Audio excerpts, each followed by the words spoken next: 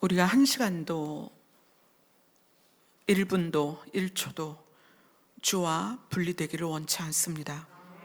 주님 우리와 함께 계셔서 우리의 모든 인생의 여정을 주님과 함께 걷게 하여 주시옵소서. 예수님 이름으로 기도드리옵나이다. 아멘. 오늘 말씀은 여호수아서 6장입니다.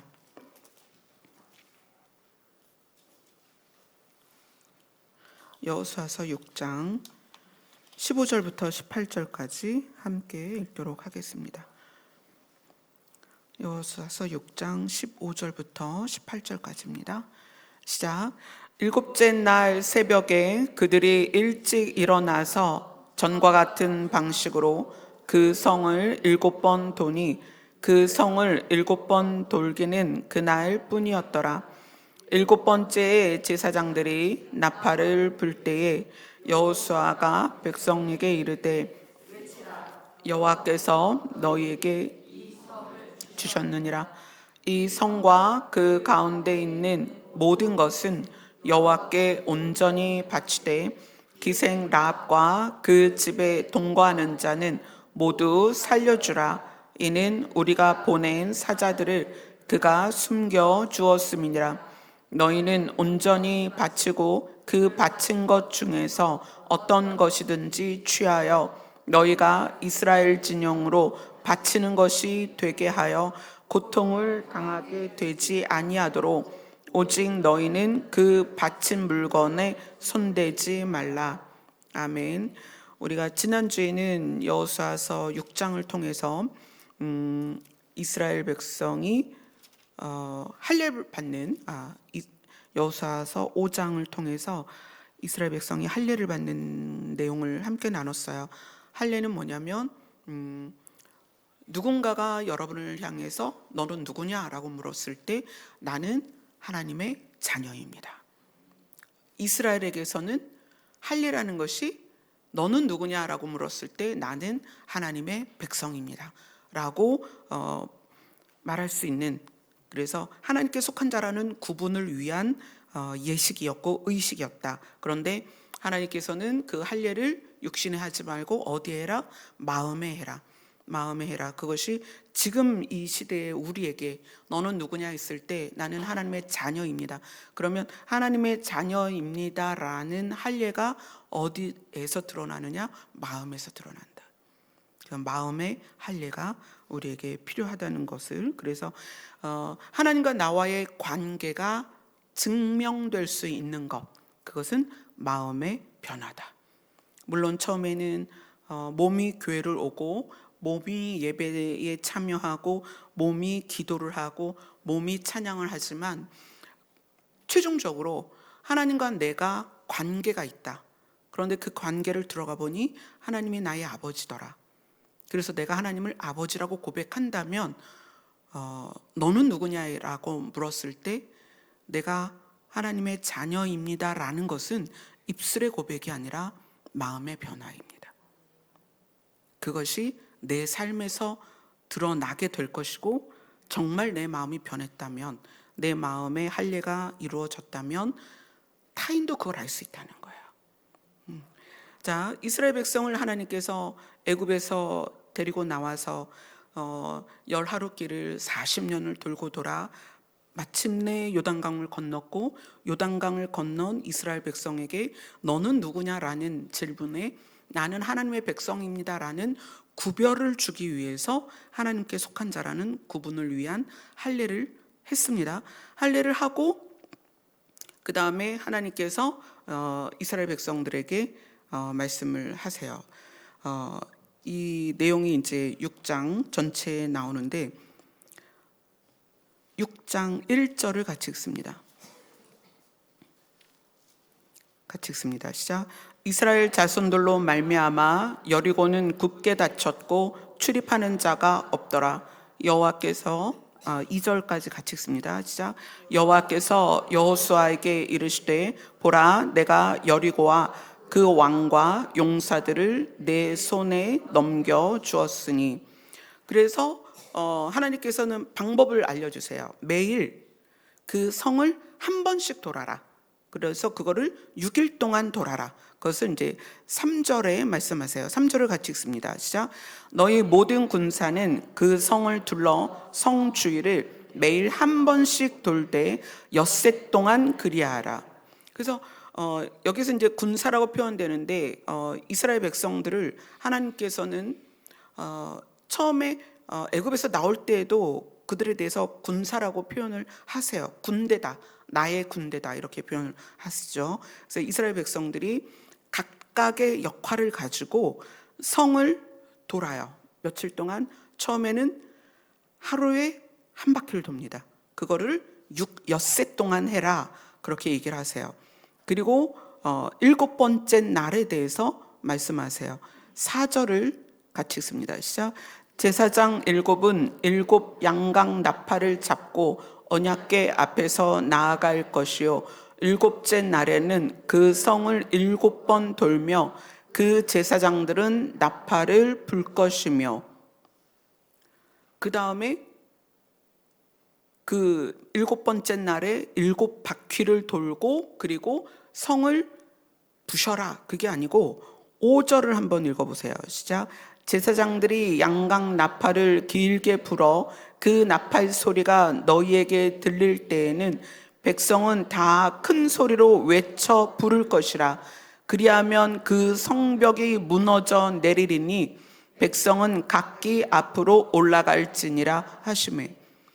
그래서 실제로 그렇게 되었습니다. 그러니까 이 여리고성의 함락은 하나님께서 이스라엘 백성에게 말씀하셨어요. 처음에는 모세를 불러서 내가 아브라함에게 약속한 대로 가나안 땅을 너희에게 줄 것이다. 그런데 가나안 땅을 주려면 맨 먼저 어디에서 나와야 돼요? 애굽에서 나와야 되는 거예요. 애굽에서 나오고 그다음에 애굽에서 나온 상태로 가나안 땅에 그냥 들어가는 것이 아니라 광야를 지나야 되는 거예요. 이 광야를 지나는 그 기간 동안에 사실 10하루면 되는 그 기간이 40년으로 늘어났죠. 40년으로 늘어난 이유는 그들의 10번의 거역 때문이다. 성경은 그렇게 이야기를 해요. 그러니까 큰 사건이 10번이나 있었다. 그렇게 나오죠. 그리고 나서 하나님께서는 요단강을 하나님의 능력으로 가르시고 그리고 이스라엘 백성이 요단강을 지났습니다. 그리고 너는 누구냐 했을 때 나는 하나님의 백성입니다라고 말할 수 있도록 할례를 하게 했습니다. 그러니까 하나님께 속한 자라는 구분을 위한 의식을 치렀다는 거예요. 그리고 하나님께 속한 백성이라는 것을 하나님께서 드러내기 위해서 하나님의 계획과 하나님의 방법으로 여리고성을 무너뜨려 주신 거예요. 너희는 하지 마. 이건 내가 계획한 거고 내 방법으로 이것이 무너지게 할 거야 라는 것이 오늘 이 여리고성이 무너지는 사건 안에 있습니다. 하나님의 계획과 하나님의 방법. 자, 그러면 하나님은 계획을 하셨고 하나님이 방법을 알려주셨어요. 나는 오늘 이 여리고성을 너희에게 줄 거다. 이게 하나님의 계획이죠.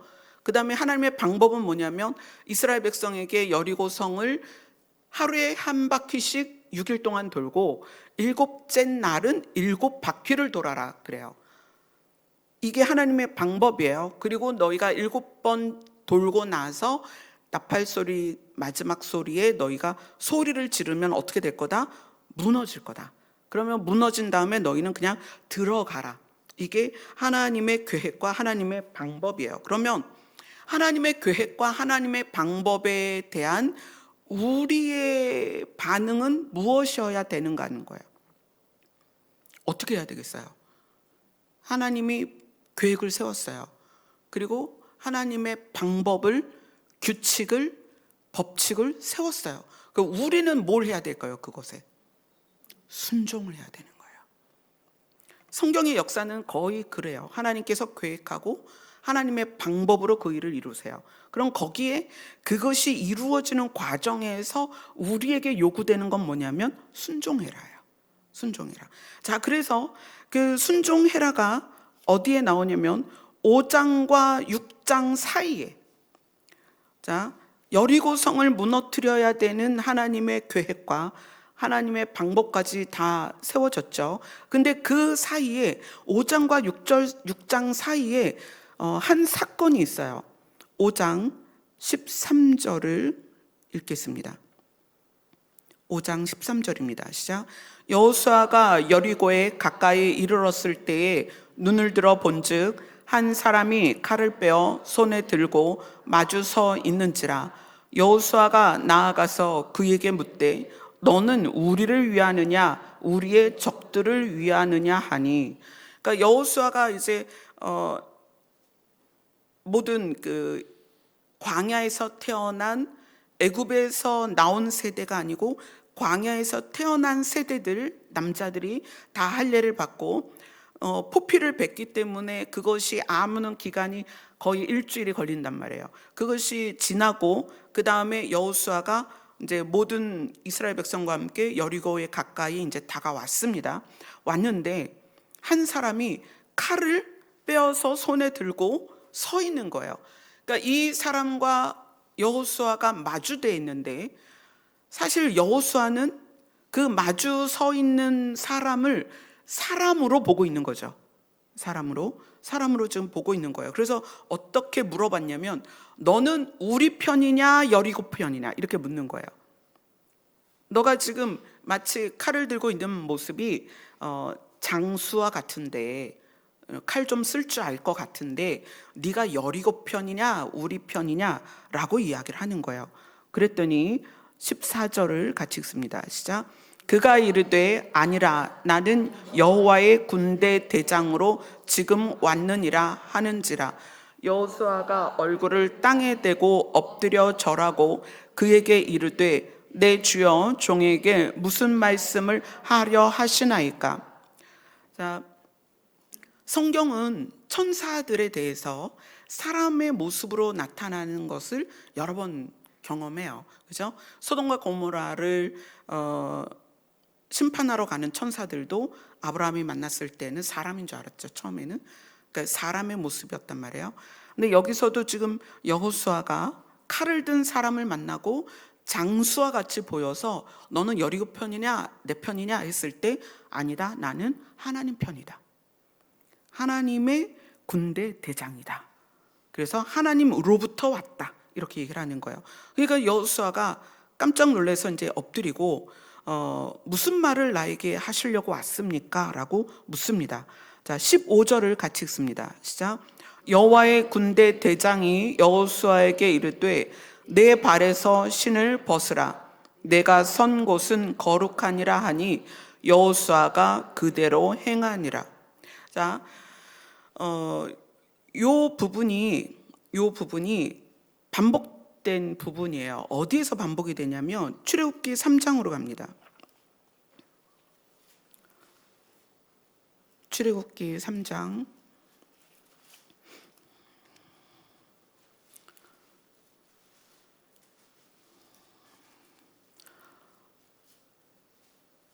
1절부터 2절까지 같이 읽습니다. 시작. 모세가 그의 장인 미디안 제사장 이드로의 양떼를 치더니 그떼를 광야 서쪽으로 인도하여 하나님의 산 호렙에 이르매 여호와의 사자가 떨기나무 가운데로부터 나오는 불꽃 안에서 그에게 나타나시니라. 그가 보니 떨기나무에 불이 붙었으나 그 떨기나무가 사라지지 아니하는지라. 자, 이제 모세가 호렙산에서 불꽃이 붙은 떨기나무 앞에 섭니다. 그리고 그 안에 그 떨기나무 가운데 여호와의 사자가 있어요. 자, 3절과 4절을 같이 읽습니다. 시작. 이에 모세가 이르되 내가 돌이켜 가서 이 큰 광영을 보리라. 떨기나무가 어찌하여 타지 아니하는고 하니 그때에 여호와께서 그가 보려고 돌이켜 오는 것을 보신지라. 하나님이 떨기나무 가운데서 그를 불러 이르시되 모세야 모세야 하시매 그가 이르되 내가 여기 있나이다. 자, 그 다음에 하나님께서 모세의 이름을 부르시죠. 그 다음에 하나님이 모세에게 하신 말씀이 5절입니다. 시작. 하나님이 이르시되 이리로 가까이 오지 말라. 내가 선 곳은 거룩한 땅이니 내 발에서 신을 벗으라. 자, 모세에게 동일한 일이 있었죠. 처음 이제 하나님을, 그러니까 그 미디안 제사장 이드로의 사위로서 양떼를 모는 일을 하면서 광야에서 지낸 게 40년이에요. 그러니까 애굽의 궁전에서 40년 있다가 광야로 나와서 미디안 제사장 이드로의 집에서 그 딸과 결혼을 하고 사위로서 양떼를 치며 산 기간이 40년입니다. 80세에 호렙산에서 하나님을 만나요. 근데 그때 하나님이 네가 선 곳은 거룩한 땅이니 네 발에서 신을 벗어라, 그렇게 얘기하고 무엇을 말씀하시냐면 7, 8절을 같이 읽습니다. 시작. 여호와께서 이르시되 내가 애굽에 있는 내 백성의 고통을 분명히 보고 그들이 그들의 감독자로 말미암아 부르짖음을 듣고 그 근심을 알고 내가 내려가서 그들을 애굽인의 손에서 건져내고 그들을 그 땅에서 인도하여 아름답고 광대한 땅, 젖과 꿀이 흐르는 땅, 곧 가나안 족속, 헷 족속, 아모리 족속, 브리스 족속, 히위 족속, 여부스 족속의 지방에 데려가려 하노라. 자, 하나님이 아브라함을 만났는데 지금 뭘 말씀하시는 거냐면 하나님의 계획을 말씀하시는 거예요. 그죠? 자, 하나님의 계획을 만드시고 방법이 뭐냐면 모세를 보내겠다는 거예요. 그래서 모세가 인도자가 돼서 내 백성을 데리고 아브라함에게 약속했던, 이삭에게 약속했던 그 약속의 땅으로 네 민족을 데리고 가라라는 게 하나님의 계획이고 방법이에요. 그래서 지금 모세를 만나 주시죠. 근데 거기에서 하나님이 모세에게 하신 말씀이 네가 선 곳은 거룩한 땅이니 내 발에서 신을 벗어라 라고 말씀하셨고, 오늘 여호수아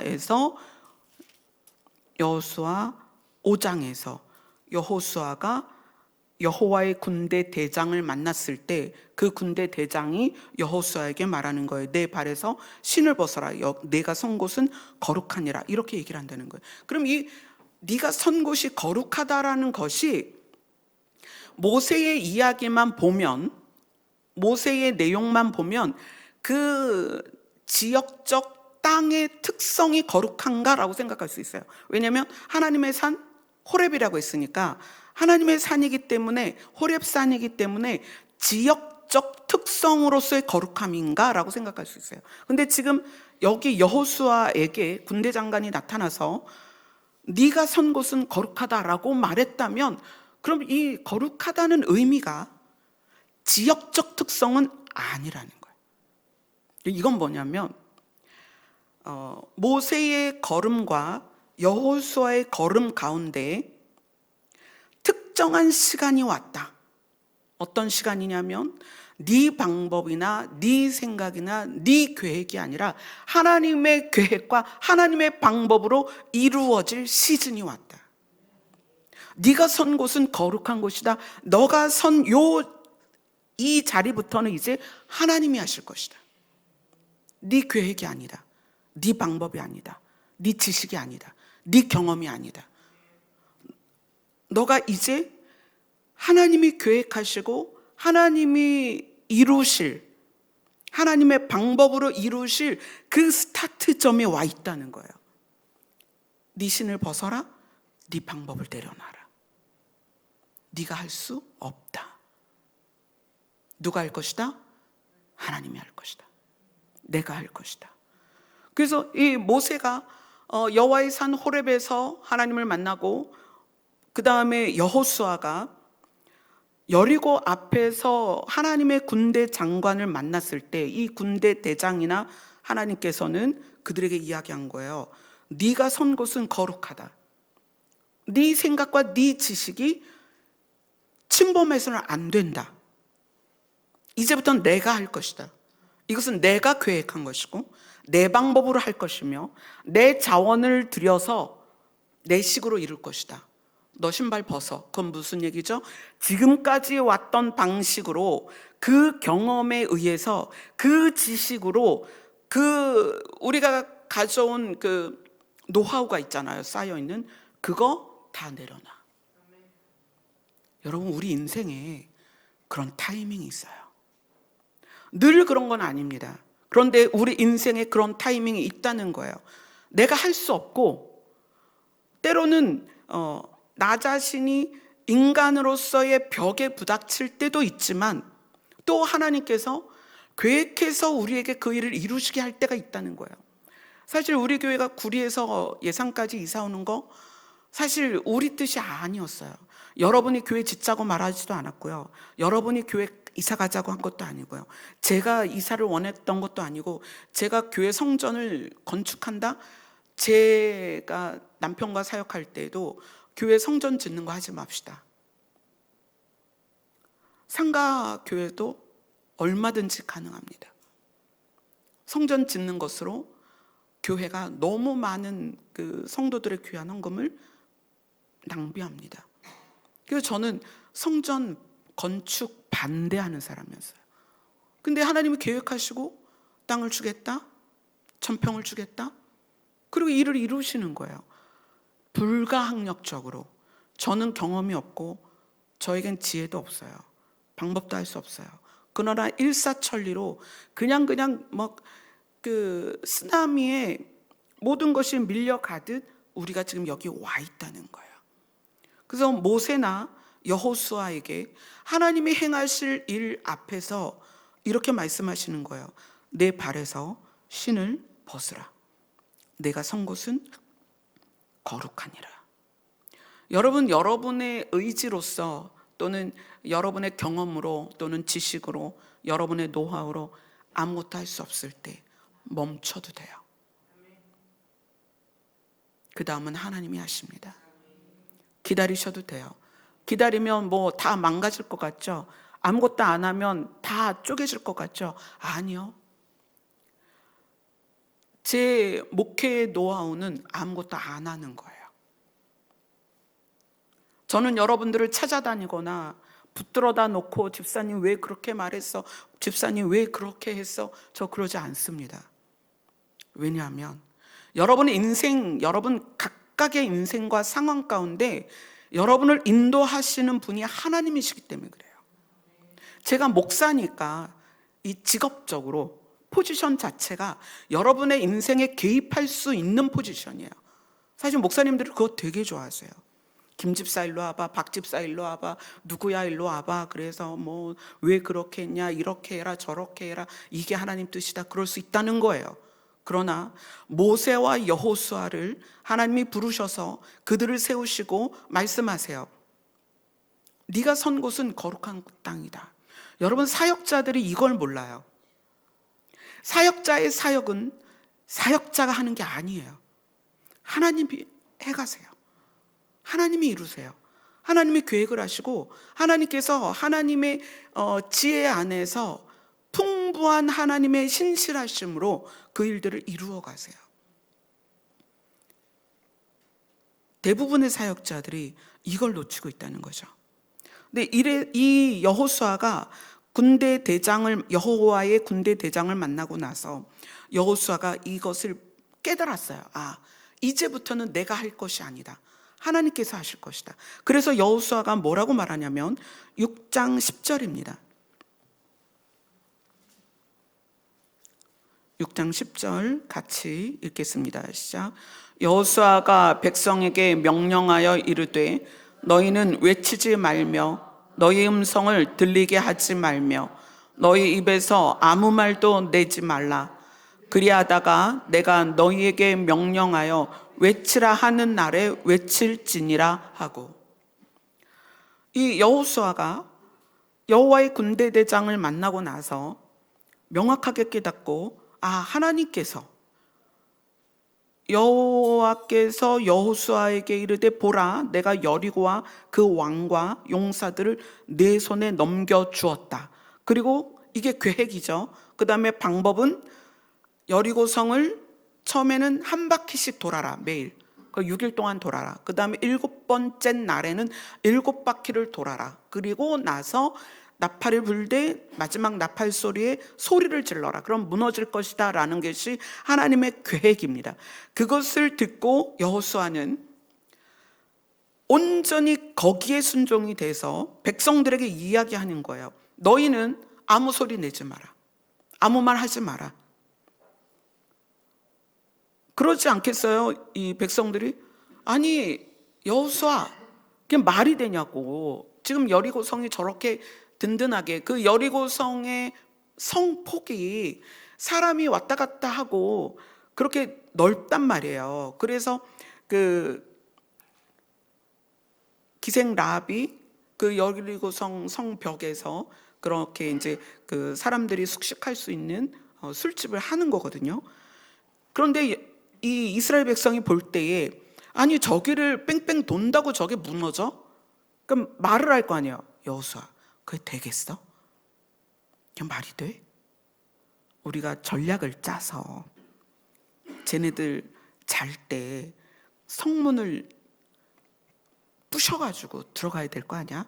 아니면 줄을 던져서 그 줄을 그 성벽 위로 던져서 그 갈고리를 달아가지고 그래서 줄 타고 올라가야 되지 않겠어? 라고 말하는 사람이 왜 없었겠냐는 거예요. 그죠? 근데 여호수아는 네 발에서 신을 벗어라. 네가 선 곳은 거룩하다라는 것이 무슨 의미인지 알았다는 거예요. 하나님이 하실 것이다. 우리의 계획과 우리의 방법은 없어도 된다. 하나님이 하실 것이다. 그래서 이스라엘 백성들에게 명령하는 거예요. 너희는 외치지도 말고 너희 음성이 들리게도 하지 말고 너희 입에서 아무 말도 하지 마라. 물어보지도 말고 부정적으로 말하지도 말고 이랬니 저랬니 말도 하지 마라. 기다려라. 내가 너희에게 말할 때 외쳐라. 그게 언제겠어요? 7째 날에 7번째 바퀴를 돌고 그 다음에 나팔 소리가 끝났을 때 여호수아가 외치라 했을 때 이스라엘 백성이 외친 거예요. 하나님의 계획과 하나님의 방법이 우리 인생에 굉장히 많이 이렇게 스며 있어요. 근데 우리는 그걸 몰라요. 그러다 보니까 내 방식이나 내 방법이나 내 의지가 많이 나와요. 그럼 그걸 어떻게 할 수 있을까요? 하나님의 계획과 하나님의 방법 중에 뚜렷한 게 있어요. 뭐냐면 모세에게도 그렇고 여호수아에게도 그렇고 하나님의 최종적인 목적은 이스라엘을 어디로 데려가는 거예요? 가나안으로 데려가는 거죠. 잘 생각해 보세요. 하나님의 계획 중에 우리가 성경을 통해서 뚜렷이 알 수 있는 건 우리를 구원하시는 거예요. 이건 하나님의 계획입니다. 그래서 그 계획에는 하나님의 방법이 있다는 거예요. 자, 그러면 우리는 우리의 구원과 가족의 구원에 대해서 아무것도 하지 말아야 되는가? 아니요. 여호수아가 내가 너희에게 명령하러 외치라 하는 날에 외쳐라 라는 것처럼 하나님께서 우리에게 어떻게 살아야 할지를 성경에서 말해주고 있다는 거예요. 여러분, 우리의 구원은, 우리 자녀들에 대한 구원은, 우리 가족에 대한 구원은, 우리 남편과 아내에 대한 구원은, 우리 부모에 대한 구원은 하나님의 뜻입니다. 하나님의 계획이에요. 하나님의 방법이 있습니다. 그 우리는 뭐 하면 될까요? 성경이 우리에게 요구하는 대로 살면 된다는 거예요. 여러분 입으로 말하지 마세요. 저래 갖고 구원을 받겠어. 저놈의 자식이 맨날 게임만 하는데 저래 갖고 천국 가겠어. 휴거가 되겠어. 이러지 말라는 거예요. 말도 하지 말라는 거예요. 누가 하셔요? 하나님이 하세요. 우리의 구원은 하나님의 소원이에요. 그건 하나님의 계획입니다. 여러분에게 신실하게 각자에게 하나님의 방법이 있다는 거예요. 자, 하나님의 계획과 하나님의 방법에 우리는 뭐 해야 된다? 순종해야 된다. 여러분 믿으세요. 구원은 하나님의 뜻입니다. 그래서 하나님의 계획과 방법이 있어요. 그러니까 우리는 뭐만 하면 돼요? 순종만 하면 돼요. 그럼 그 순종이 무엇으로 나타나냐는 거예요. 그 순종이 교회를 오고 예배를 드리고 찬양을 하고 물론 다 포함이 됩니다. 그러나 진짜는 뭐냐면 여호수아서 5장에서 했었던 것처럼 너는 누구냐? 나는 하나님의 자녀입니다. 그걸 어디다 할례를 하라? 마음에다 할례를 해라. 그걸 하면 된다는 거야. 우리 인생을 말씀대로 살면 돼요. 우리에 대한 구원과 자녀에 대한 구원과 우리가 기도로 중보하고 있는 대상들의 구원은 하나님이 신실하게 이루어 가십니다. 그게 하나님의 뜻이기 때문에. 그래서 이 여리고성 함락의 의미는 굉장히 중요해요. 하나님의 뜻과 하나님의 계획에 대해서 우리는 무엇으로 반응하는가? 순종으로 반응하는 것이다.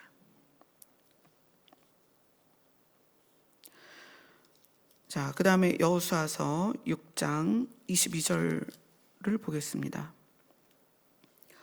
여호수아서 6장 22절, 23절 같이 읽습니다. 시작. 여호수아가 그 땅을 정탐한 두 사람에게 이르되 그 기생의 집에 들어가서 너희가 그 여인에게 맹세한 대로 그와 그에게 속한 모든 것을 이끌어내라 하매 정탐한 젊은이들이 들어가서 라합과 그의 부모와 그의 형제와 그에게 속한 모든 것을 이끌어내고 또 그의 친족도 다 이끌어내어 그들을 이스라엘의 진영 밖에 두고. 여리고성이 무너졌습니다. 무너지고 나서 하나님께서는 그것들을 다 취하고 거기에 있는 사람들은 다 죽여라. 왜냐하면 그들은 이방인이고 하나님을 섬기지 않고 그들은 우상을 섬기면서 하나님과 대적되어 있기 때문에 그렇게 말씀을 하세요. 그러나 기생 라합과 그에게 속한 모든 사람들은 다 데리고 나와서 이스라엘 진영 밖에 둬라. 왜냐하면 이들이 이스라엘 사람이 아니기 때문에 오해를 받아서 누군가가 죽일 수 있잖아요. 그죠? 그 여리고 사람인 줄 알고 죽일 수 있기 때문에 그들을 이스라엘 진영 밖으로 다 이끌고 나옵니다. 이게 어딘가 좀 연결되는 부분이 있지 않아요? 소돔과 고모라에서 천사들이 롯과 두 자녀를 이끌어냅니다. 하나님의 계획과 하나님의 방법은 그 안에 반드시 영혼을 살리는 작업이 있습니다. 불의를 심판하시고 죄를 멸하시고 악한 것을 미워하시지만 하나님은 살릴 사람은 반드시 살리십니다. 여러분 이거 믿으셔야 돼요. 여러분이 누구를 위하여 중보하든 그것이 정말 정말 개차반이야, 저것이 어떻게 구원받을까? 여러분 걱정하지 마세요. 여러분이 기도하면, 여러분이 그를 위하여 하나님 앞에 그의 생명을, 그의 이름을 올려드리면 하나님이 그를 향한 심오한 계획을 이루십니다. 단 하나님의 뜻과 계획에 우리는 뭘로 반응해야 된다고 그랬어요? 순종으로 반응해야 돼요. 어떻게 순종하라고 그랬어요? 마음에 할례를 해라. 여러분 이 순종은 반드시입니다. 이 순종이 안 되면 여러분의 기도가 상달되지 않습니다. 왜 그럴까요? 볼까요? 여호수아서 7장 25절부터 26절까지 같이 읽습니다. 시작. 여호수아가 이르되 내가 어찌하여 우리를 괴롭게 하느냐? 여호와께서 오늘 너를 괴롭게 하시리라 하니 온 이스라엘이 그를 돌로 치고 물건들도 돌로 치고 불 사르고 그 위에 돌 무더기를 크게 쌓았더니 오늘까지 있더라. 여호와께서 그의 맹렬한 진노를 그치시니 그러므로 그곳 이름을 오늘까지 아골 골짜기라 부르더라. 아골 골짜기 여러분 많이 들어보셨죠? 이 아골 골짜기가 뭐냐면 여리고성이 함락되는 놀라운 일이 있습니다. 지금 그들이 창을 들지도 않고 검을 들지도 않았지만 여리고성이 무너졌고 여리고성을 점령했고 왕과 신하들과 그 백성이 다 포로가 됐고 다 죽었습니다. 그 여리고성 안에 있는 모든 물건들을 탈취했습니다. 그런데 지금 이 아골골짜기라는 것이 나타났어요. 7장에. 왜 이 아골골짜기가 갑자기 등장했을까? 이 아골골짜기는 뭐냐면 괴로움의 골짜기다. 아골이 괴로움이란 뜻이에요. 그래서 여호수아가 그러죠. 네가 어떻게 우리를 이렇게 괴롭게 하니? 하나님께서 이제 너의 선택의 결과로 너를 괴롭게 하실 거야 라고 말하면서 이스라엘 백성이 그를 돌로 치고 그의 모든 물건을 돌로 치고 불사릅니다. 그래서 그라고 지금 표현되는 사람이 죽고 그가 죽은 그 돌무더기가 쌓인 그곳을 지금까지 아골골짜기다라고 말한다는 거예요. 이거는 무슨 얘기냐? 여리고성이 무너지던 그 놀라운 사건이 있었던 그때에 무슨 일이 있었냐면 여호수아 7장 1절입니다.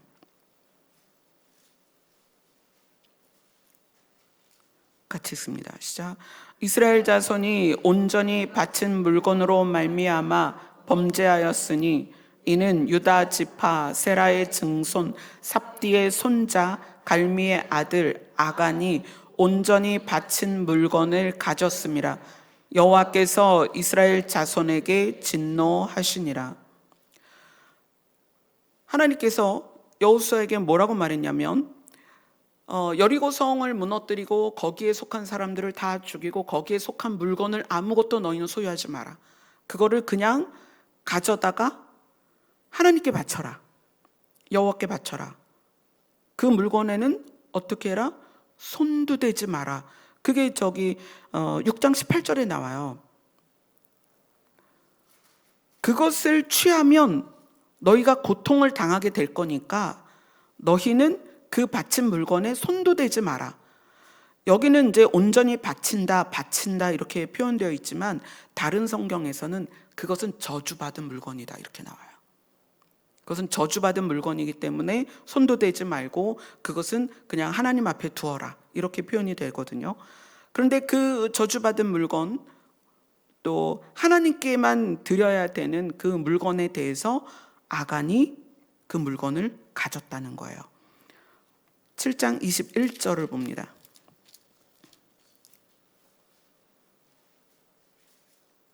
같이 읽습니다. 시작. 내가 노력한 물건 중에 시날산의 아름다운 외투 한 벌과 은 200세겔과 그 무게가 50세겔 되는 금덩이 하나를 보고 탐내어 가졌나이다. 보소서 이제 그 물건들을 내 장막 가운데 땅 속에 감추었는데 은은 그 밑에 있나이다 하더라. 딱 우리가 좋아하는 거예요. 아간이 훔친 게 뭐냐면 아름다운 외투라는 거예요. 아름다운 외투. 여러분 비싼 옷 좋아하죠? 명품 좋아하고요. 메이커 좋아하죠? 패셔널한 막 그 사람들이 이제 그 유행을 따라가기도 좋아하지만 아주 독특한 패션을 또 좋아하죠. 그래서 그것이 나를 드러내는 수단으로 쓰이는 거예요. 옷 자체보다도 사실 그 비싼 옷을 뭐 벽에 걸어 놓으려고 샀겠어요? 그것을 입었을 때 내가 아름다워 보인다. 또는 그 비싼 옷을 내가 입었기 때문에 내가 가치가 있어 보인다라는 착각이죠. 아간이라는 사람이 유다 지파입니다. 유다 지파 아간이 그 탈취한 물건들을 손도 대지 말아라 그랬는데 그거를 가져다 놓는 과정에서 시날산의 아름다운 외투 한 벌을 보고 마음이 혹한 거예요.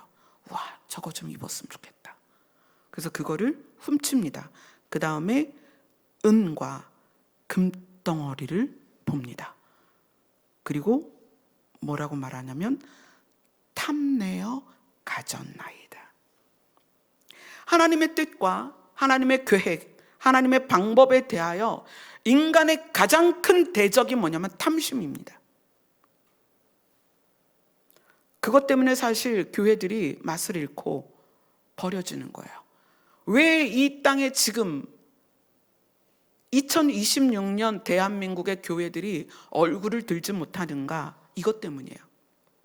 하나님은 하나님의 은혜로, 하나님의 능력으로 전쟁 이후에 50년에서 53년까지 있었던 전쟁 이후에 또 그전에는 뭐가 있었어요? 일본이 우리나라를 거의 정말 무슨 자원까지 사람까지 다 가져갔잖아요. 그런 아무것도 없는 땅에서 3년간 전쟁을 치르고 정말 이 백두대간 대한민국 전체가 망가져 있는 그때에 하나님은 복음으로 대한민국을 일으켜 세웠다는 거예요. 세상은 그것을 한강의 기적이라고 말하지만 이것은 하나님의 기적이에요. 하나님의 은혜입니다. 수많은 성도들이 그 난방도 안 되는 그 추운 교회에서 보재기로 아기들을 들쳐업고 의자도 없어요. 다 그 마룻바닥에 무릎을 꿇고 그렇게 기도했던 그들의 기도가 하나님께서 뜻을 세우시고 대한민국에 복을 주시겠다고 하는 하나님의 뜻을 세우시고 그들이 기도했던 것을 다 들어주셨어요. 그런데 교회가 아간이 됐다는 거예요. 아간이 돼서 신할산의 아름다운 외투를 목사님들이 입기 시작하는 거예요. 제가 구리에 있을 때 그 구리 지하교회 집사님 중에 한 분이 백화점 명품관에서 고객을 응대하던 분이셨어요. 거기에 VVVIP는 대부분 목사님 사모님이었어요. 큰 교회 목사님 사모님들이 그런 대형 백화점의 VVVIP실에 그러면 이제 내가 물어봐요. 그 VVVIP는 도대체 뭐래요? 그랬더니 그가 딱 나타나면 앉아서 나는 오늘 뭐 예를 들어서 흰색의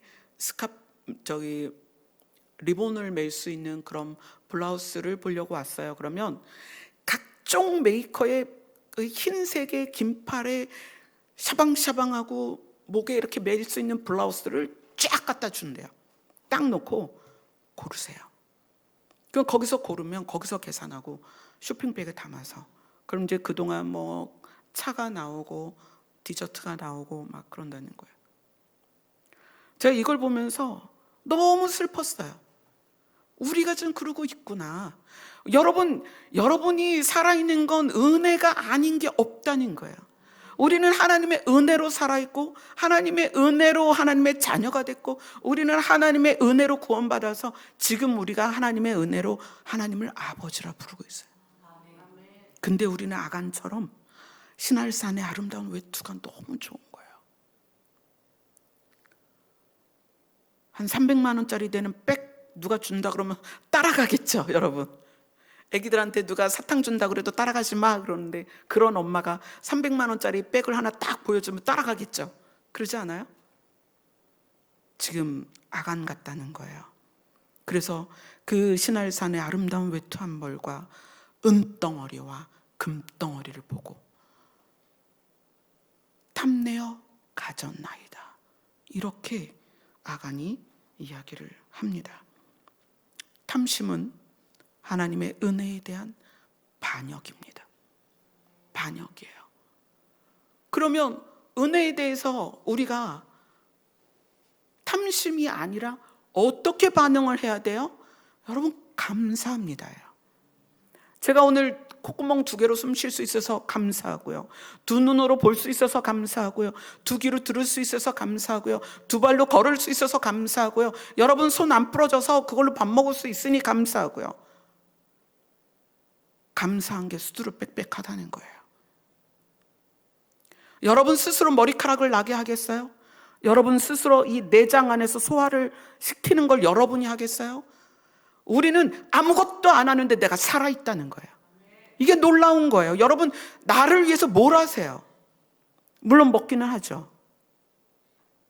그 먹은 음식이 들어가서 내 세포를 건강하게 하고 내 생명을 유지시키고 밤마다 잠을 자서 내가 회복되는 거 누가 하는 거예요? 하나님의 은혜입니다. 근데 우리는 신할산에 외투 한 벌을 그걸 보고 탐심을 얻는 거예요. 은덩어리와 금덩어리를 보고 탐내는 거예요. 감사가 없다는 거예요. 자, 그 다음에 이 아골골짝의 의미는 또 뭐냐?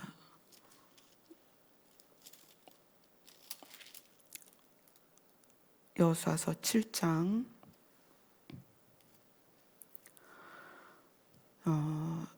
2절을 읽겠습니다. 2절 시작. 여호수아가 여리고에서 사람을 베델 동쪽 벳아웬 곁에 있는 아이로 보내며 그들에게 말하여 이르되 올라가서 그 땅을 정탐하라 하매 그 사람이 올라가서 아이를 정탐하고.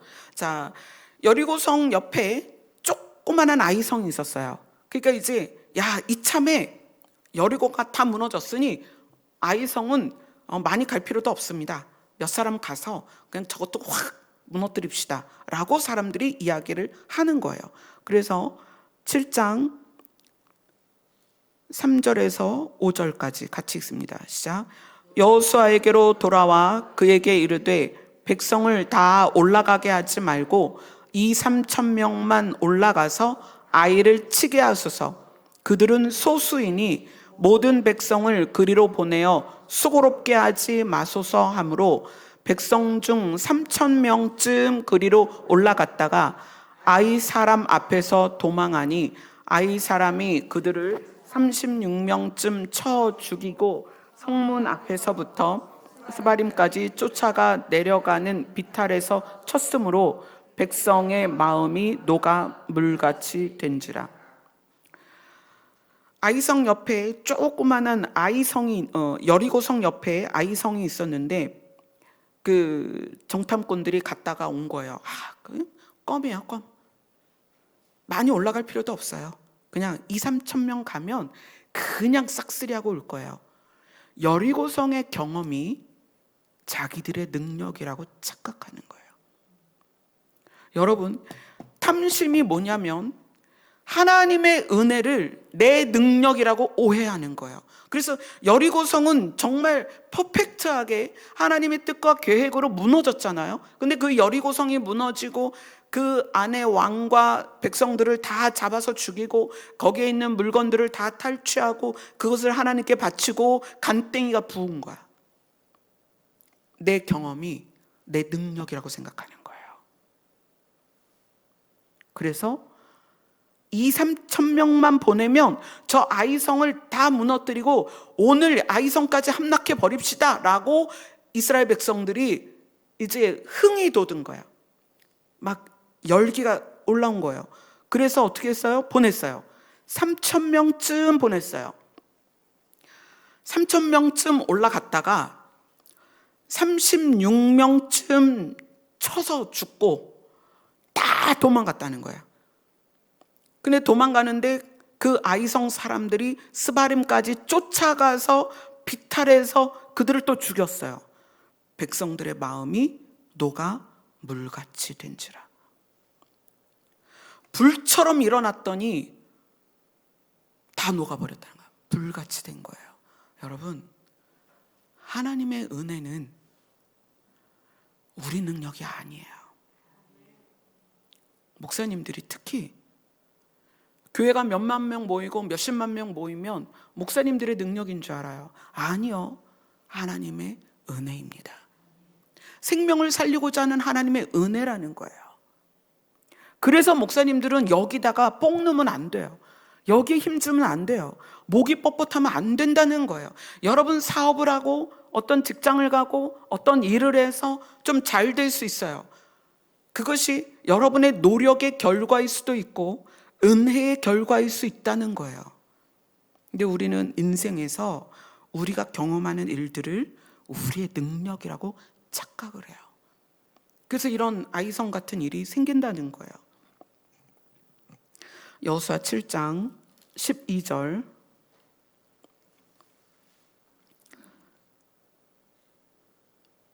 12절 같이 읽습니다. 시작. 그러므로 이스라엘 자손이 그들의 원수 앞에 능히 맞서지 못하고 그 앞에서 돌아섰나니 이는 그들도 온전히 바친 것이 됨이라. 그 온전히 바친 물건을 너희 중에서 멸하지 아니하면 내가 다시는 너희와 함께 있지 아니하리라. 자, 보세요. 아이성을 3천 명이 올라갈 수 있었던 것은 여호수아부터 그 백성들까지 아간이라는 사람이 탐심으로 물건을 갖고 있는 걸 지금 모르고 있었어요. 그리고 3천 명이 올라갔다가 36명이 쳐서 죽임을 당하고 또 도망가다가 또 죽임을 당하고 이런 일을 겪으면서 여호수아가 하나님 앞에 가서 옷을 찢고 기도를 하는 거예요. 하나님 어떻게 이럴 수가 있어요? 저 코딱지만한 아이성을 함락 못하고 우리 백성들이 저기서 다 맞아 죽었는데, 아니 이거를 어떻게, 아마 이 지역 사람들이, 이방인들이 우리를 우습게 여길 거예요. 이 백성들을 이렇게 창피하게 하세요? 하고 하나님께 말씀을 드려요. 그러니까 하나님이 뭐라고 말씀하셨냐면, 이스라엘이 범죄하였다. 내가 그들에게 명령한 나의 언약을 어겼다. 마음의 할례를 한다는 것은요, 마음의 할례를 한다는 것은 그 마음의 할례를 해서 내가 하나님의 백성이고 하나님의 자녀라는 구분을 내가 받아들였다면, 그 다음에 우리의 마음이 할례받은 마음으로서 살아야 되는 거예요. 근데 할례받은 마음으로서 사는 것이 성경에서 말씀하는 그러한 삶을 사는 것인데, 지금 아간은 탐심이 들어온 거잖아요. 그죠? 탐심.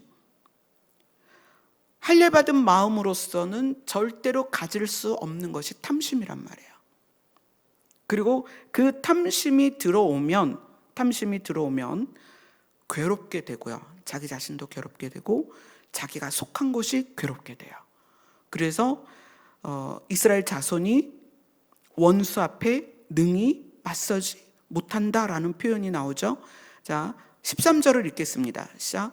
너는 일어나서 백성을 거룩하게 하여 이르기를, 너희는 내 일을 위하여 스스로 거룩하게 하라. 이스라엘의 하나님 여호와의 말씀에, 이스라엘아 너희 가운데 온전히 바친 물건이 있나니 너희가 그 온전히 바친 물건을 너희 가운데서 제하기까지는 내 원수들 앞에 능히 맞서지 못하리라. 이것은 여러분 인생의 교훈으로 삼으세요. 여러분들이 여러분 안에 탐심을 가지고 있으면 여러분의 원수를 이기지 못해요. 그리고 그 결과가 아골골짝이라는 거예요. 우리의 원수는 누구일까요? 우리가 하나님의 자녀로서, 하나님의 자녀는 상속자다, 하나님의 나라를 상속받을 자다. 그러면 원수는 무엇을 못 받게 하겠어요? 상속을 못 받게 하겠죠. 원수는 우리가 잘 되는 꼴을 못 본단 말이에요. 그러니까 사탄은 우리의 원수인데, 사탄이 우리가 하나님의 상속자로서 하나님의 나라를 상속받는 것을 눈뜨고 못 본단 말이에요.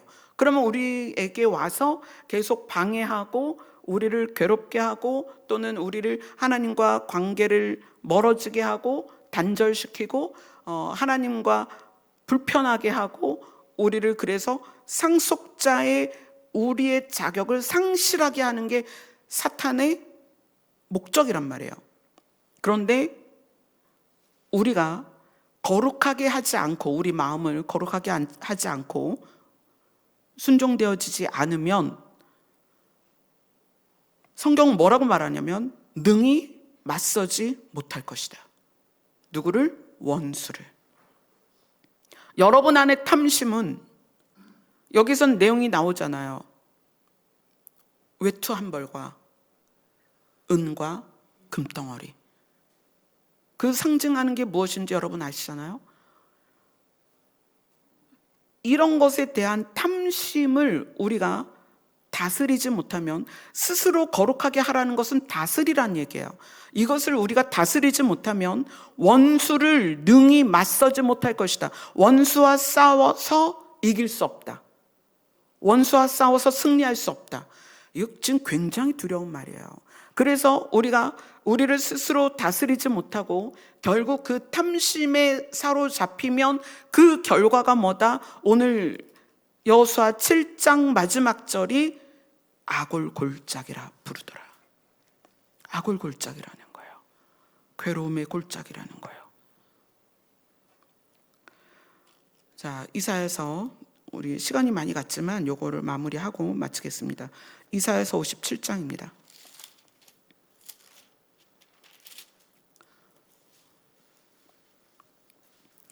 이사야서 57장 구약성경 1038페이지입니다.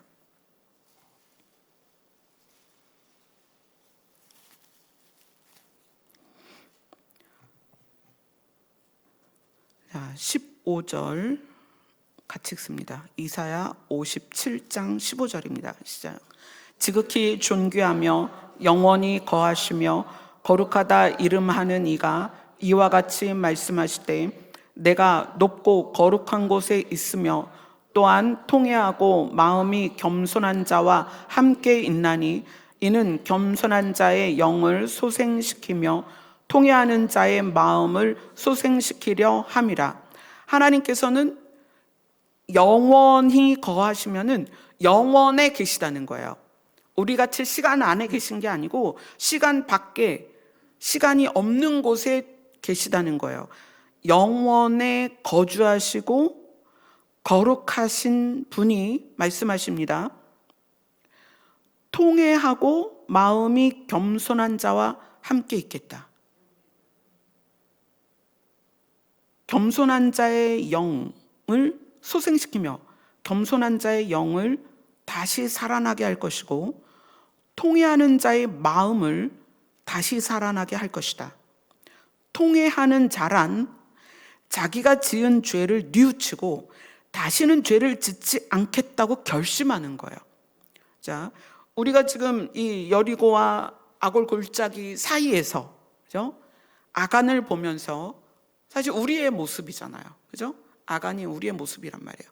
우리에게 아간은 거기에서 탐심의 결과로서 아골 골짜기에서 돌무더기에 쌓여서 죽었지만 우리가 탐심을 가지고 있는 우리 입장에서 지금 당장 하나님이 돌 던져서 죽이진 않는단 말이에요. 그러면 탐심이 있는 우리는 어떻게 해야 되냐는 거예요. 하나님은 말씀하십니다. 겸손한 자의 영을 살릴 것이다. 통회하는 자의 마음을 살릴 것이다. 통회하는 자는 누구냐면 자기가 지은 죄를 뉘우치고 다시는 죄를 짓지 않겠다고 결심하는 자를 하나님께서는 살리실 것이다. 자, 그 다음에 16절 같이 읽습니다. 시작. 내가 영원히 다투지 아니하며 내가 끊임없이 노하지 아니할 것은 내가 지은 그의 영과 혼이 내 앞에서 피곤할까 함이라. 자, 하나님께서 우리를 겸손하지 않고 통회하지 않는 우리에 대해서 하나님이 계속 노하고 우리가 지은 죄 때문에 하나님께서 계속 화가 나 있으면 하나님이 지으신 영과 혼이 우리 안에 있잖아요. 하나님이 지으신 영과 혼이 하나님 앞에서, 여기는 이제 피곤하다라는 표현인데 사실은 피곤한 정도가 아니고 쇠하여 죽는 거예요. 그러니까 하나님이 지으신 영혼이 쇠하여 죽는 것을 볼 수가 없는 거예요. 그래서 내가 영원히 노하지는 않을 것이다. 그래서 하나님이 뭐라고 말씀하시냐면 17절 같이 읽습니다. 시작. 그의 탐심의 죄악으로 말미암아 내가 노하여 그를 쳤으며 또 내 얼굴을 가리고 노하였으나 그가 아직도 패역하여 자기 마음의 길로 걸어가도다. 자, 우리는 탐심의 죄악으로 탐심을 가지고 행동으로 옮기고 있다는 거예요. 우리의 탐심으로 말하고 우리의 탐심으로 관계를 형성하고 우리의 탐심으로 가정에서나 공동체에서 현상이 드러나고 있는데 그것 때문에 내가 노하고 때로는 때리기도 하고 하나님께서 얼굴을 피하기도 하고, 그러나 우리는 아직도 패역해서 우리의 마음의 길, 탐심이 있는 마음의 길로 계속 걸어가고 있다는 거예요. 우리의 상태는. 그런데 그런 우리에 대해서 자 18절을 같이 읽습니다. 시작. 내가 그의 길을 보았은즉 그를 고쳐줄 것이라. 그를 인도하며 그와 그를 슬퍼하는 자들에게 위로를 다시 얻게 하리라. 하나님께서 뭐라고 말씀하시냐면 그를 고쳐줄 것이다. 하나님이 우리를 고치실 거라는 거예요. 또 우리를 인도하시겠다는 거예요. 그리고 우리와 관계된 우리의 가족들 공동체를 위로하시겠다는 거예요. 우리가 위로받게 하시겠다는 거예요. 19절을 읽습니다. 시작. 입술의 열매를 창조하는 자 여호와가 말하노라. 먼데 있는 자에게든지 가까운 데 있는 자에게든지 평강이 있을지어다 내가 그를 고치리라 하셨느니라. 자, 입술의 열매를 창조하는 자 여호와가 말하노라. 이거는 하나님께서 말씀으로 창조하셨고 하나님이 말씀하신 건 반드시 지키시고 하나님의 말씀대로 계획대로 이 세상이 이루어져 가고 있는데, 그것처럼 우리는 탐심으로 말미암아 우리 마음의 길로 걸어가고 있잖아요. 그죠?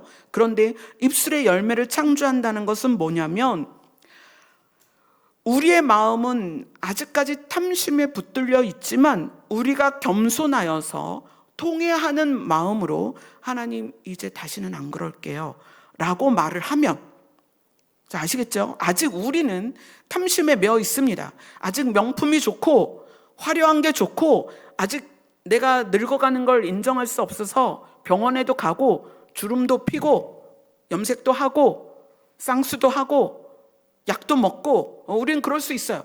그럴 수 있지만 우리의 마음에서 그 탐심이 아직도 작동돼서 그 자기 마음의 길로 걸어가고 있지만 깨닫는 거예요. 아, 이러면 안 되지. 나의 삶이 다 은혜인데. 그러니까 아직은 탐심에 붙들려 있지만 깨닫고, 그래서 그 마음이 뭘 하는 거예요? 통회하는 거예요. 하나님, 그래서 입술로 고백을 하는 거예요. 하나님, 제가 이제 이 탐심을 버렸으면 좋겠어요. 하나님 도와주세요. 그 입술의 고백을 하나님께서 창조하신다는 거예요. 열매를 맺게 하신다는 거예요. 그러기 위해서 뭘 하시겠다? 고치시겠다. 은혜입니다. 고치겠다는 거예요. 여러분, 여러분의 탐심의 끝을 여러분 자신이 헤아리세요. 내가 얼마나 탐심에 쩌들어 있는지, 내가 얼마나 내 주제를 모르는지. 여러분, 우리의 주제가 뭔지 아세요? 하나님이 1초 만에 우리를 죽일 수 있는, 그러니까 우리의 생명을 거두어 갈 수 있는, 하나님은 1초 만에 우리를 이 땅에서 없는 자처럼 하실 수 있다는 거예요. 그러나 우리가 두 발을 이 땅에 디딛고 사는 것은 은혜입니다. 여러분이 대한민국에 있는 것만으로도 은혜입니다. 여러분이 지금 이 자리에서 하나님을 아버지라 부르는 게 은혜라고요. 그런데 우리는 그것으로 부족해서 은혜에 감사하는 게 아니라 계속 탐심을 가지고 있는 거예요. 이것도 있으면 좋겠고 저것도 있으면 좋겠고. 그래서 그것이 하나님을 향하지 않는다는 거예요. 그래서 우리의 마음의 길은 우리의 탐심을 쫓아가고 탐심의 죄악으로 쫓아가고 있다는 거예요. 그런데 우리가 말씀을 들으면서 예배를 드리면서 성경을 통해서 깨닫는 거예요. 지금 여러분들 깨닫고 있잖아요. 아, 나의 탐심을 이제 버려야 되겠다. 그리고 우리가 기도 시간에 하나님께 고하는 거예요. 하나님, 내 안에 여전히 탐심의 마음의 길로 내가 이제까지 왔지만 하나님 도와주세요. 나를 살려주세요. 불쌍히 여겨주세요. 하나님의 은혜를 깨닫게 해주세요. 하나님의 은혜의 길에 서게 해주세요. 하나님이 우리를 붙드시고 살리고 계신 이 놀라운 작업 안에서 우리가 기쁨을 얻게 하시고 감사할 수 있게 해주세요 라고 여러분이 고백하면 하나님께서 고치시겠다는 거예요. 왜냐하면 우리의 영혼을 하나님이 지으셨다고 말씀했어요. 너희는 내 거다. 내가 너희를 잃어버릴 수가 없다. 고쳐줄게. 내가 너를 인도할게. 그래서 내가 너를 고쳐줄 것이다. 내가 너를 고쳐줄 것이다.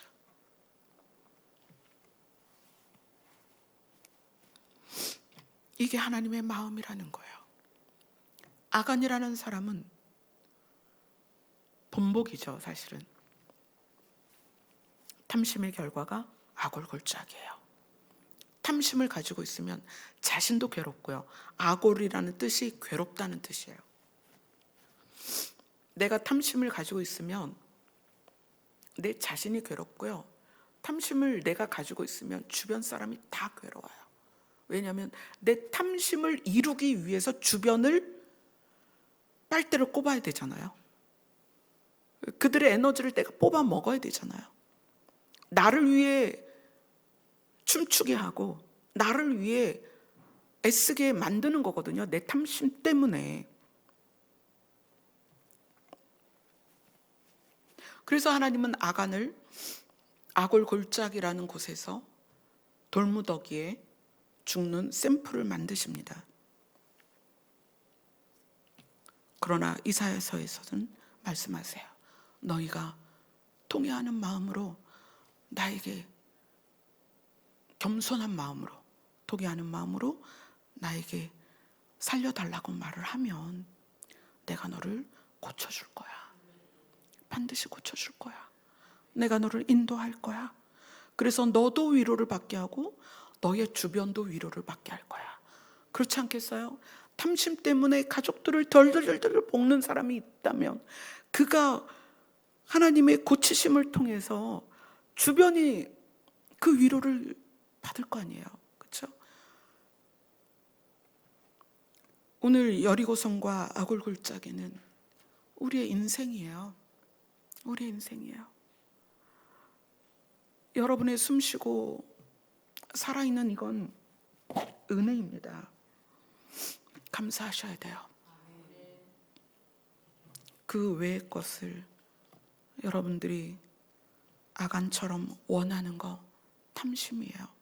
이제 다음 주 지금 이 아간과 아이성과 이 내용을 사실은 1시간은 더 해야 되는데 다음 주에 이어서 할 것입니다. 그래서 이번 주 말씀과 다음 주 말씀까지 이어서 들으시면 우리가 인생을 어떻게 살아야 될 것이냐, 어떻게 인생을 걸어야 할 것이냐를 좀 더 명확히 알 수 있게 될 것입니다. 자, 우리 지금 이사야서 57장 펴 있나요, 여러분? 네, 57장 20절, 21절 같이 읽겠습니다. 자, 그러나 악인은 평온함을 얻지 못하고 그 물이 진흙과 더러운 것을 늘 솟구쳐내고 요동하는 바다와 같으니라. 내 하나님의 말씀에 악인은 평강이 없다 하셨느니라. 아멘. 아골 골짜기는 괴로움의 골짜기다. 악인은 하나님의 말씀에 반대로 사는 사람이에요. 그런 사람은 평온함을 얻지 못한다. 진흙과 더러운 것을 늘 솟구쳐내서 요동하는 바다 같다. 평강이 없다. 그렇게 말씀하고 계세요. 이제 우리가 인생을 어떻게 살아갈 것이냐, 우리에게 각자 남은 인생이 얼마가 될지는 아무도 모르잖아요. 그죠?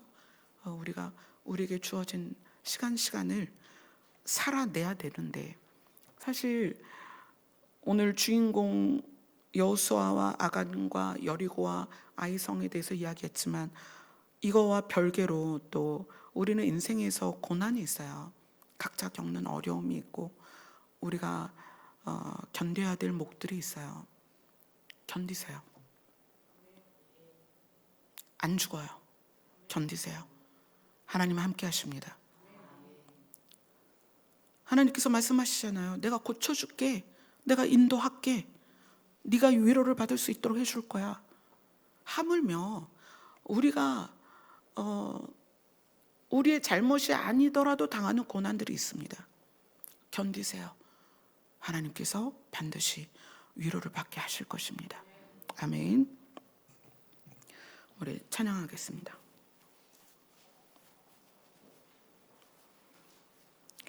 우리 찬송가 401장입니다.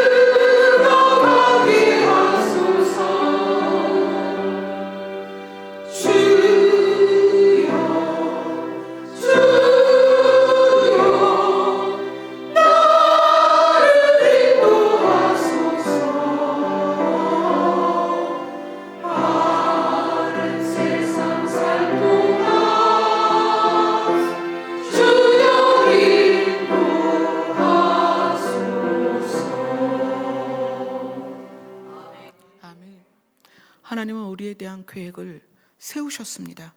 우리를 구원하시는 게 하나님의 계획이에요. 방법은 아버지께 있습니다. 아버지는 우리를 살리실 것입니다. 여러분의 자녀, 남편, 아내, 부모 다 우리가 올려드리는 이름에 대해서 하나님은 신실하게 이루실 것입니다. 아멘. 단지 마음의 할례를 받았냐는 거죠. 우리가 그 마음에 할례 받은 사람으로 살고 있느냐. 하나님은 은혜를 베푸실 것이고 우리는 순종해야 됩니다. 아멘. 이것을 거스르고서는 하나님의 은혜가 우리 안에 역사를 이룰 수가 없어요. 아멘. 우리가 아버지 앞에 우리의 마음을 내려놓습니다. 하나님 도우시고 인도하시고 우리를 고쳐주시옵소서. 다 같이 기도하겠습니다.